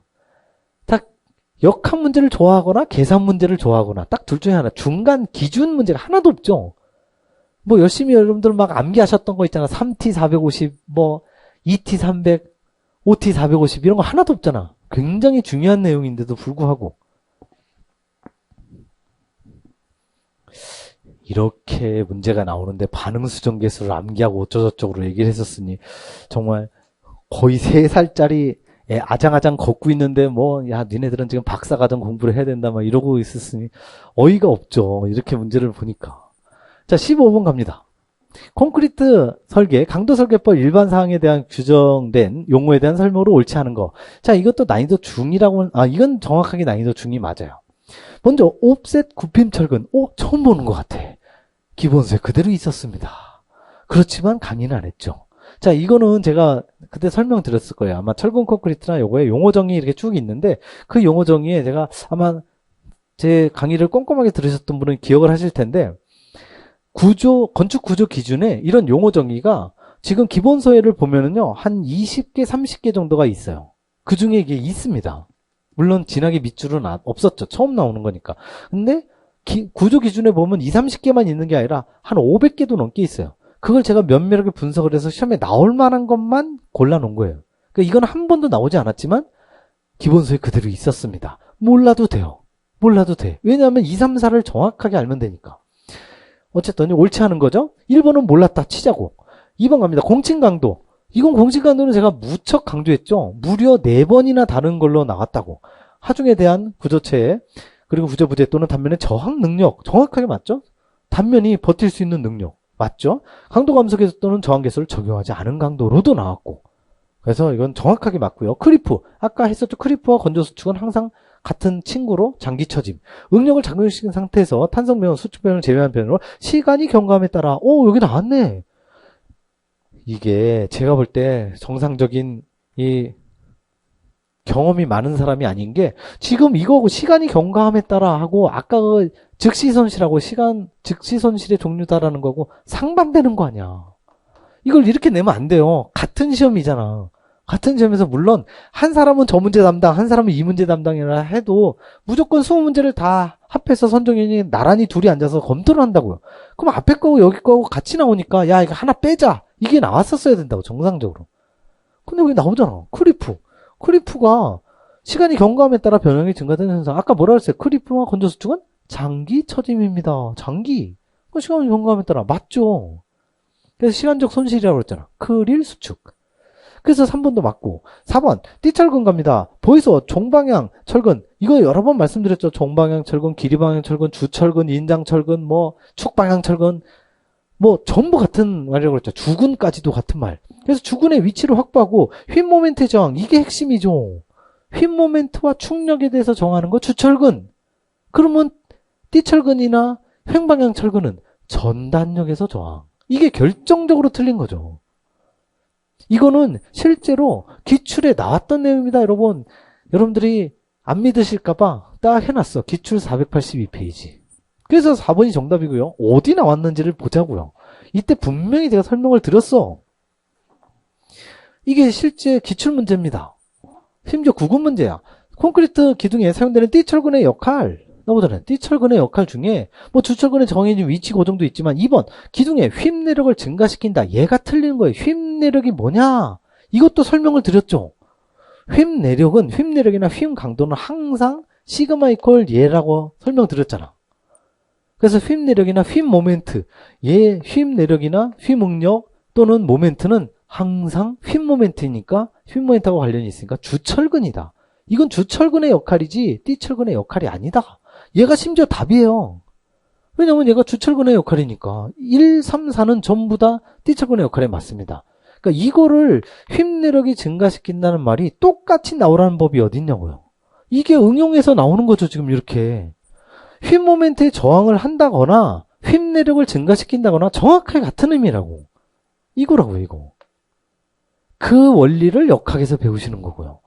그러니까 이게 말씀드렸지만 철근 콘크리트나 철근이나 다른 모든 대부분의 원리가 전부 역학에서 나온 거예요. 그러니까 역학을 공부 안 하시면 죽었다 깨어나도 이게 뭔 소리인지 이해하기가 어렵다고요.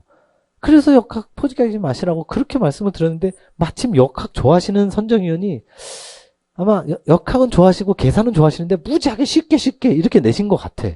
근데 여러분들한테는 굉장히 어렵게 느낄 수도 있는 그런 문제가 나온 거죠. 어쨌든 요 기출이니까 그대로 4번이 정답이죠. 결론 4번이 띠철근이 휨 모멘트 저항을 하지 않고 우리 전단력에 대해서 저항을 하는 거고 휨 모멘트와 충력은 주철근이 정답을 한다. 그럼 1번이 맞는 보기가 되는 거죠. 옵셋 굽힘철근 상하 기둥 연결부에서 단면 치수가 변하는 경우 구부린 주철근. 굽힘철근 기억나십니까? 굽힘철근 하면 생각나는 각도 30도에 45도예요. 30도. 스터럽은 45도. 기억나시죠? 전단 철근이 되는 거. 45도 이상의 스터럽, 30도 이상의 굽힘철근. 그때 굽힘철근 이거예요. 그런데 옵셋이 하나 더 들어간 거죠. 여러분들 이게 기본소에 그대로 있습니다. 증거가 나와 있으니까 제가 뭐 거짓말하는 거 아니니까 여기 페이지를 찾아가 보시면 돼. 500페이지 가보시라고. 그대로 있어요. 자, 10 몇 번이에요? 16번으로 갑니다. 16번 문제 참신한 문제입니다. 여러분들 국어 영어가 올해부터 추론형으로 바뀌었죠. 그래서 10분 늘어났잖아. 이 정확하게 추론형 문제예요. 그래서 좀 생각하는 문제네. 깜찍한 문제다라고 들어갔죠. 그림과 같은 철근의 인장시험에 의한 응력 변율 관계에서 콘크리트 구조 설계 강도 설계법에 따른 철근의 항복 강도를 해당하는 지점을 골라달래요. 항복 강도란 이상하다. 교수님이 그려주신 거 약간 틀리네. 이렇게 갔다가 삐 가다가 이렇게 가야 되는데 얘가 왜 갑자기 이렇게 가지? 실제로 424페이지에 가보시면 이거는 뭐 여러 번 여러분들이 그냥 말로는 많이 설명을 했었죠. 0.2% 옵셋법. 그리고 제가 그림 비스무리한 걸 그렸어요. 정확하게 보시면 400메가파스칼을 초과해서 라는 문구가 나와요. 항복 강도가 400메가파스칼을 초과해서 일정한 값이 없으면, 근데 교수님 BCD가 일정한 거 아니에요? 그림은 일정하게 보이지만 525, 530, 532 계속 변하고 있잖아. 이게 실제로 D가 되면 어떻게 되느냐? 525, 525, 525가 계속 된다고요. 그럼 거기가 답이지, 거기가. 얘가 예를 들어서 여기가 B가 525, C도 525, D도 525. 그럼 B가 답이에요. 근데 그게 아니잖아. 왜냐면 일반적으로 400메가파스칼이 넘어가면요. 이런 값이 안 나와요. 이렇게 된다고. 그때 제가 항상 일반적으로 그려드리는 그거는 보통 400메가파스칼보다 훨씬 나은데 이 400이 그 뭐예요? 우리가 맨날 사용하는 거 이거. SD400. 이게 뭡니까? 이게 바로 FI가 400짜리예요. FI가 400이라는 건 이 B가 400이라는 거야. 400, 400, 400, 400 이렇게 가는 거죠. 그러니까 거기 하위 항복점 거기가 400이 되는 거죠. 근데 그 400을 넘어갔잖아. 400을 넘어가서 계속 변해. 이거 어떻게 해야 되지? 0.2% 옵셋법 0.002에서 어떻게 돼요? 편형도 0.002에서 이 기울기하고 나란히 해서 만나는 점 C점이 정답이 되는 거죠. 있는 그대로의 말로 돼 있는 게 그림. 제가 맨날 강의하면서 그거 얘기 굉장히 많이 했잖아요. 글로 돼 있는데 그림으로 시험에 안 나옵니다. 그러니까 그림으로 이해를 하시고 말로 암기를 해주세요. 라고 계속 말씀드렸는데 그림으로 나왔어. 근데 이 그림을 제가 그려드렸습니다. 실제로. 그래서 0.002. 그래서 이 기울기가 뭐예요? 지금 Y축이 응력, X축이 변형률. 그래서 이게 바로 탄성계수죠. 기울기가. 탄성계수는 입실론분의 시그마. 그래서 우리 철근의 탄성계수 2.0 곱하기 12.5승 메가파스칼. 그때 일정한 기울기가 이거죠. 비례 한계까지 나타나는 거. 이 기울기가 그대로 일로 오는 거예요. 0.002부터 시작해서 이렇게 가서 이때 만나는 점. 이거를 항복 강도로 한다. 그때 그 법을 0.2% 오프셋법이라고 한다. 그게 424페이지에 무려 진하게 밑줄로 쫙 표시가 돼 있어요. 그래서 3번이 정답이 되는 거죠. 이거는 제가 항상 어떻게 보면 이렇게 16번처럼 문제를 내야 정확한 거죠. 이게 아주 변별력이 매우 높은 문제로 낸 거예요. 원래는 여러분들 거기 저 424페이지 가보시면 그냥 이 3번만 돼 있어. 말로만 돼 있어. 말로만 돼 있는 거 여러분들 그냥 이해하기가 어려워서 제가 그림으로 설명을 드렸었잖아요. 그림으로 설명드리면서 그림으로 시험에 나오면 얼마나 좋겠습니까? 말로 나오니까 말로 잘 기억해 주세요. 여태까지는 계속 그렇게 나왔다고요. 근데 16번은 그림으로 나온 거죠. 그래도 이걸 정확하게 알고 계셨던 분이라면 맞출 수 있었던 16번은 굉장히 잘 낸 문제 중에 하나입니다. 이거는 변별력이 굉장히 높은 거죠. 17번도 문제 좋습니다. 근데 이게 실전 모고에 그대로 나와 있습니다. 5회 11번에 보시면 용접성이 가장 양호한 용접 구조형 아변 강제. 근데 이게 난이도가 중이 아니라 냉정해 보면 하긴 한데 뭐 중하 정도 되는데 왜냐하면 일단 SM은 기억하고 계시겠지. 머린이니까. 이 바닷물에 접하는 선박은 무조건 용접이 잘 돼야 되니까 머린이니까 용접 구조형이구나 까지는 아시겠지. 건축 구조형은 일단 아니니까 그래 찍더라도 1번 아니면 3번 찍자. 근데 교수님 뭐라고 했는데 저 ABC 뭐라고 했는데 그걸 기억했느냐를 하는 거죠. 그게 실전 모고의 5회 11번 문제를 보시면 그대로 이렇게 나와 있어요. 어떻게 나와 있느냐. 이게 지금 제 실전 모의고사 이것도 역시 증거가 있으니까 제가 거짓말하는 게 아니죠. 여러분들 갖고 계시는 5회 11번 가보시라고. 그럼 그대로 돼 있다고. 심지어 얘가 답이야. 강제 SM35A에서 옳지 않은 거. 아, 답이 아니군요. 옳지 않은 건데 얘는 옳은 거죠. 기호의 알파벳 끝에 A, B, C 순으로 용접성이 양호하다. 교수님, 이 용접성이 아니라 샤르피 흡수 에너지 등급 아니에요? 그때 제가 두 개를 같이 말씀을 드렸죠. 공무원에서는 샤르피 흡수 에너지 등급만 나오지만 기사에서는 이게 나온다. 기사에서는 용접성이 계속 나오고 있으니 꼭 기억을 하셔라. 샤르피 흡수 에너지 등급과 용접성은 같이 간다. 그래서 A보다는 대학에서 학점은 A가 좋지만 C가 훨씬 좋은 거다. 그래서 결론 C가 샤르피 흡수 에너지 등급 인성도 좋고 용접성도 둘 다 좋다. 얘는 맞는 보기, 다른 게 틀린 보기가 정답이었었죠. 이걸 정확하게 아셨다면 C가 좋은 거구나. 그래서 3번이 정답이라는 거. 1번과 3번 둘 중에 하나를 찍긴 찍되 1번이 아니라 3번이 좋은 거죠. 하면서 내가 기출로 본 거는 샤르피 흡수 에너지밖에 기억이 안 나는데 왜 갑자기 용접성이 나온 거야. 그래서 제가 항상 실전 모의고사인지 다른 데에서 기사 문제에서 건너온다고 말씀드렸잖아. 건축계획은 너무 애기 문제가 많이 나와서 안 건너온 거고, 여기는 그래도 많이 적정한 문제들이 많잖아요. 변별력이 아주 좋은 문제들이 많다고. 그래서 이런 거는 그야말로 제 수업을 잘 들으셨으면 이것만 보셨어도 그러네? 샤르피 흡수 에너지가 아니라 용접성도 있구나. 결국엔 같단 소리구나. 라는 걸 아셨으면 이거 충분히 풀 수 있었던 문제죠. 그렇게 보시면 되고, 자 18번으로 갑니다. 18번. 자, 이것도 여기 문제에서 강구조라고 돼 있어서 제가 철골구조로 부분을 했지만 이거는 냉정하게 보면 역학 문제죠. 이거 역학입니다.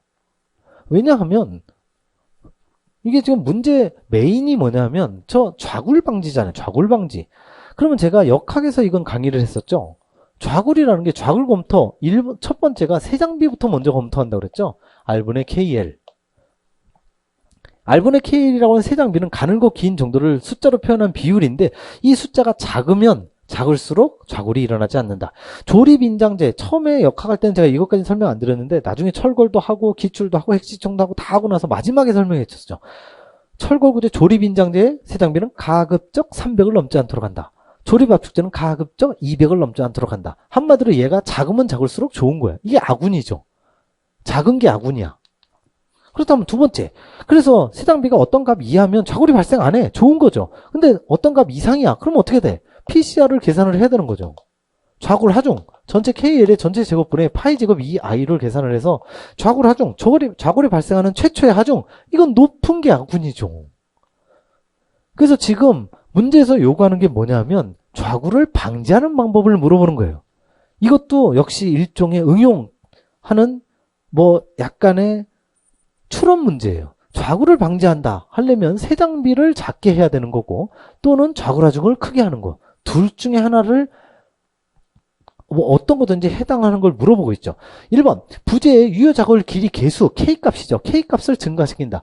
여기에 K 먼저 얘를 증가시키자고요. 얘가 증가가 되면 람다가 커지죠. 람다가 커지니까 좋은 거예요, 나쁜 거예요? 나쁜 거네? 그러면 좌골에 방지하는 게 아니라 좌골 촉진이죠. 그래서 1번 탈락. 그래서 여기 지금 옳은 걸 물어봤으니까. 그래서 이렇게 풀어야 되는 거예요. 좌골을 방지할 때는 항상 이 두 개. 그래서 좌골 검토가 항상 두 개라고 했잖아요. 제가 이게 어디서 기출에서도 설명을 드렸었는데 좌골에 관련된 게 좌골 검토가 밑에 것만 하는 게 아니다. 반드시 세 장비를 꼭 체크를 해라. 그래서 1번이 세 장비, 2번이 좌골 하중. 요렇게 돼 있다고 했죠. 그러니까 좌골 방지하는 건 이거 내리고 얘를 올리고 둘 중에 아무거나 하면 되는 거예요. 그러니까 좌골 유효좌골 계획에서 얘가 혹시 생각이 안 났다 하더라도 얘는 워낙 중요하니까 아실 거 아니야. 근데 여기서도 요 K값이 제곱 괄호 안에 분모에 있어. 분모에 있는 걸 증가시키면 얘가 증가되면 분모가 증가되니까 PCR은 엄청 작아지죠. 좌골이 발생하는 하중이 작아지네. 100kN까지 압착 파괴가 일어나는데 이게 60에서 일어나서 문제가 되는데 그 60이 아니라 6kN을 내린 거야. 말도 안 되는 촉진 법칙이죠. 1번 탈락. 2번 세 장비를 증가시킨다. 이거도 세 장비 감소해야 되는데 증가. 그래서 탈락. 3번 부재의 비지 길이 L이죠. L을 갖다가 증가시킨다. 여기를 가보시면 L이 분자 있죠. 얘가 증가가 되면 얘가 올라가면 얘도 올라가죠. 다 틀렸네. 이것도 마찬가지. L이 올라가면 분모의 L 제곱. 엄청나게 여기가 분모가 커지니까 분수인 PCR이 작아지죠. 안 됩니다. 4번 강제 자골축에 대한 단면의 차 모멘트 I죠. I를 증가시킨다. 여기는 I 없지만 여기 있죠. 여기. 이 I가 커지니까 PCR이 비로소 커지게 됩니다. 그래서 4번이 정답. 문제 좋죠. 이런 문제를 내야 된다고. 이런 문제를. 그래야 물어보는 게 한두 가지가 아니잖아. 이게 변별력이라고. 이게. 건축계획 20문제 중에 단 한 문제라도 이런 게 있었냐고요. 이 근처까지 가는 것도 없었어. 제가 볼 땐. 문제 굉장히 좋은 문제입니다. 이것도. 그래서 이거는 강구조 문제지만 100% 역학 문제죠. 역학입니다. 이거. 역학에서 그대로 배우는 거니까. 그래서 지금 페이지를 보시면 2권이 아니야. 1권이에요. 1권. 59에서 60페이지 그대로 있는 내용이에요. 원리를 이해하고 있느냐 그걸 물어보는 문제죠. 19번 갑니다. 이거는 뭐 여러 번 했었던 여기까지는 레벨 2니까 반드시 맞춰주셔야 됩니다. 라고 했던 그림과 같이 보의 길이 L, W가 동일한 그래서 동일한 게 아주 주어졌어요. L도 동일해요. 등분하죠. W도 동일해요. 단순보와 캔틸러버 A와 B의 최대 처진 B를 계산해 주세요. 근데 여기 재질도 동일, 단면도 동일. 지금 여기는 서울시에서 자체 출제한 게 아니죠. 사이버 국가고시센터입니다. 아주 칼같이 냈죠. 이재기 들어갈 요만큼의 틈도 없이 칼같이 낸 거예요. 아주 잘 냈죠. 두 개의 이런 문제 굉장히 많았었잖아요. 자, 델타 A 바로 갑니다. 공식. 이건 그냥 구구단 공식이죠. 단순보의 등분포. 제가 6가지는 꼭 기억하라고 말씀드렸잖아. 384 2i분의 5WL 4승. 이게 바로 델타 A. 요거와 델타 B는 뭡니까? 캔틸레버의 등분포. 집중이면 3이분의 PL 3승. 등분포는 8-2i분의 WL 4승. 그러니까 이거는 지금 뭐 이것만 나온 게 아니죠. 기출도 엄청 많이 나왔었죠. 그래서 기출 몽땅 다 분석을 해서 아주 지엽적인 7급 말고 9급, 7급에서도 쉬운 문제 있고 9급에서도 좀 어려운 문제 있지만 다 분석을 해서 여러분들이 적어도 6개는 꼭 암기하고 계셔야 됩니다. 캔틸리버의 집중 3위분의 PL 3승 등분포 요 24년 지방직구부에도 나왔다고 했었죠. 8위분의 W제곱 그리고 집중하중 48위분의 단순보 집중하중 48위분의 PL 3승 384위분의 5W 4승 양당 고정의 집중 192이하분의 PL 3승 양당 고정의 등분포 384이분의 그냥 W 4승 6가지는 꼭 암기하라고 말씀드렸죠. 그래서 이걸 가지고 A하고 B가 아주 친절하게 주어졌잖아.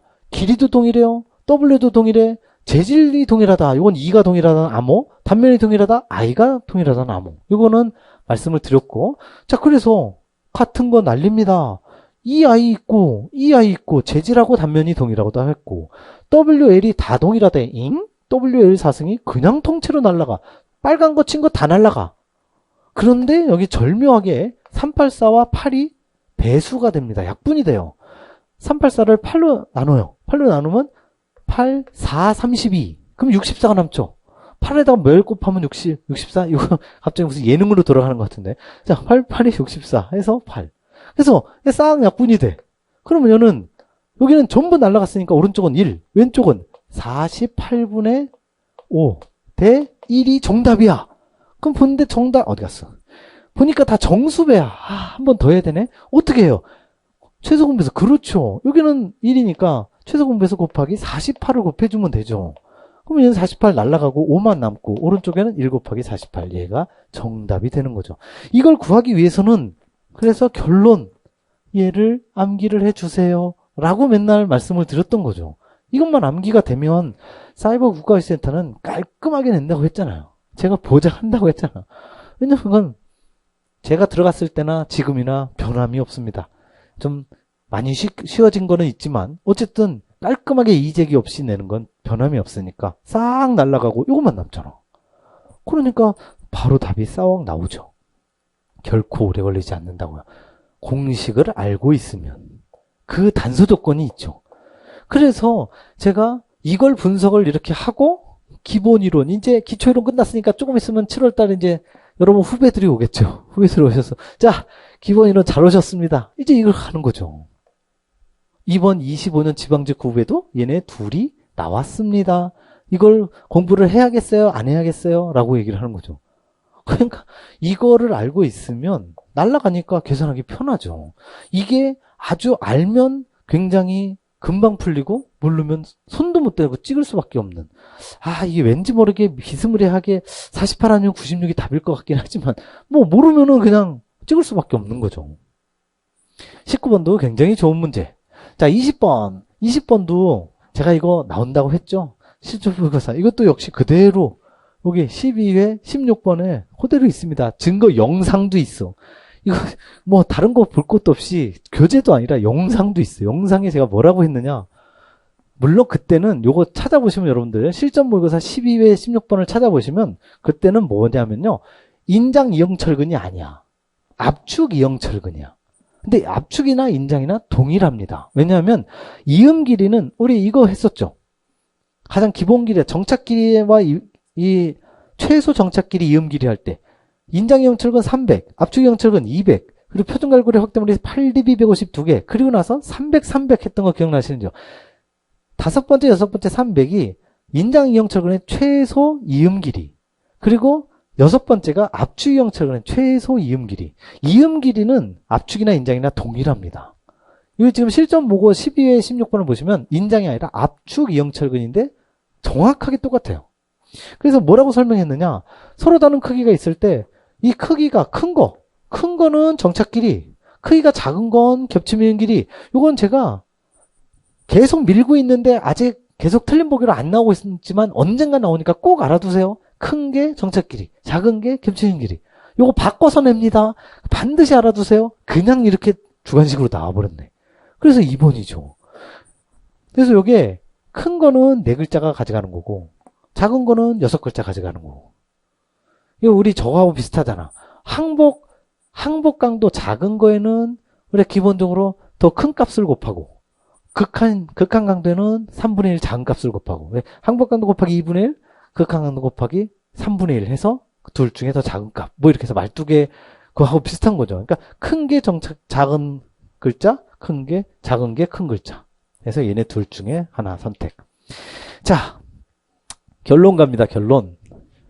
이게 지금 아까 말씀드린 실전 모의고사 12회 16번입니다. 여기 보시면 이게 압축 이형철근이죠. 압축 이형철근. 근데 압축이나 인장이나 이음 규정은 동일해요. 요 규정은. 그래서 그때 크기가 큰 철근의 정착 길이, 작은 철근의 겹치는 길이. 그래서 그때 제가 촬영한 영상을 딱 보니까 이렇게 돼 있더라고. 큰 게 정착 길이, 작은 게 겹치는 길이. 언젠간 틀리게 나옵니다. 그러면서 반드시 알아두세요. 이거 바꾸면 틀립니다. 반드시 알아두셔야 됩니다. 라고 강의를 했는데 그냥 그대로 나왔죠. 물론 압축하고 인장은 바뀌긴 했지만. 자, 정리하도록 하겠습니다.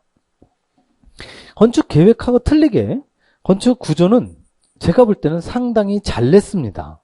건축 계획은 그냥 말도 못하게 너무 변별력이 없게 쉽게 냈고요. 건축 구조는 그나마 이게 전체적인 이 추세는 손도 못 대는 문제가 거의 없었어요. 역시 마찬가지. 앞에가 여기 지방직 24년 지방직이고요. 뒤에가 25년 국가직입니다. 앞에가 제일 앞에 있는 숫자가 25년 국가직. 이게 아니라 25년 이번에 지방직. 보시면 24년 지방직 때 굉장히 쉬웠다고 그랬죠. 역대급으로 쉬웠습니다. 심지어 24년 지방직 구급은 건축 계획보다 구조가 더 쉬웠어요. 그래서 계획에서 100점은 못 나와도 구조에서 100점이 막 쏟아져 나왔었어요. 그런데 지금 보시면 국가직은 정상적인 난이도로 나왔다고 그랬죠. 정상적이지만 살짝 평이했다고 했는데 그 정확하게 중간입니다. 그래서 보시면 24년 지방직 말도 안 되게 쉽게 나왔던 거 하고 25년 국가직은 결코 만만치 않았다고 그랬죠. 그거 중간 정도.